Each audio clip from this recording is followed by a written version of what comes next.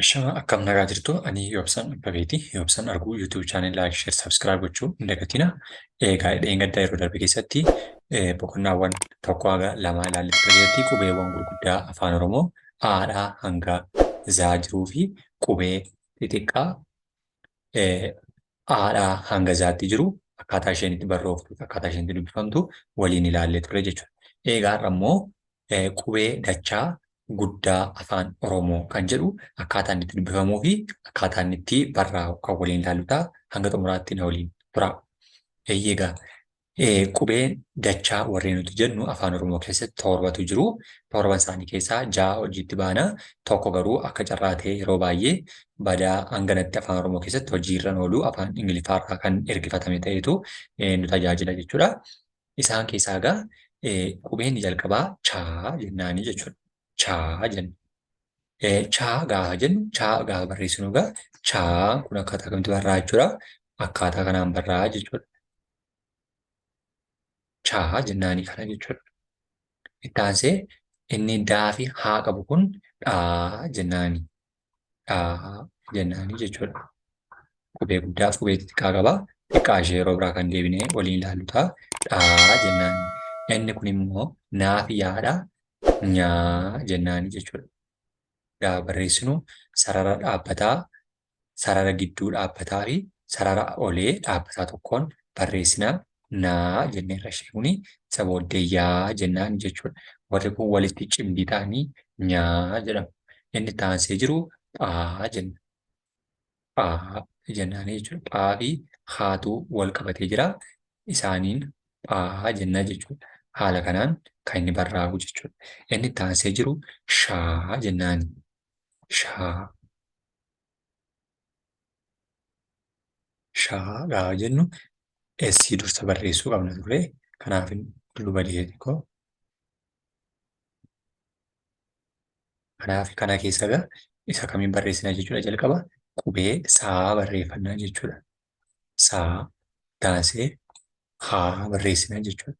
Inni kun maal jechuudha? Shaa jennaan. Inni itti aansee jiru tsaa jedhama.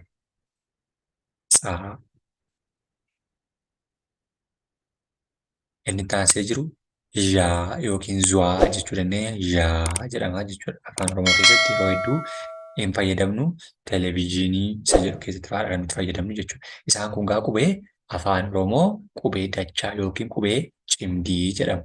Chaa, dhaa, nyaa, phaa, shaa, tsaa, yaa jennaa jechuudha.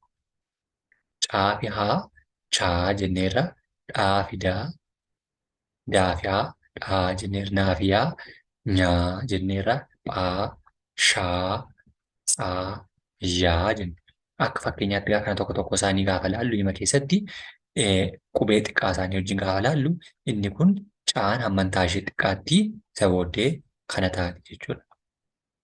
Chaa jennaanii kana. Dhaa kan jennuun immoo daa fi haa xiqqaa fayyadamna jechuudha. Haa, dhaa isa jennu jechuudha. Naa kana gaafa nyaa fayyadamu kana fayyadamna jechuudha. Nyaa jedhamti kun xiqqaa isheeti jechuudha. Phaa kana gaafa fayyadamnu phaan hammantaa ishee xiqqaata. Echiin keenya immoo ni ududuuba jala deebiti jechuudha. Haa kan jettu jechuudha. Shaa gaafa barreessinus saanni xiqqaatti malee amantaa isheetu ishee yeroo taatu haan keenya amma ishee jalqaba fudhanne sana haa haala kanaan barreessina. Haa gaafa barreessinu taa guddaadha. Taa haala kanaatiin saa bira gashina tsaa jennaan. Zwaa kan jettu kanas haala kanaan gidduu ishee murreetu ishee kanaan barreessina jechuudha. Zwaa yookiin zwaa ishee jettu jechuudha.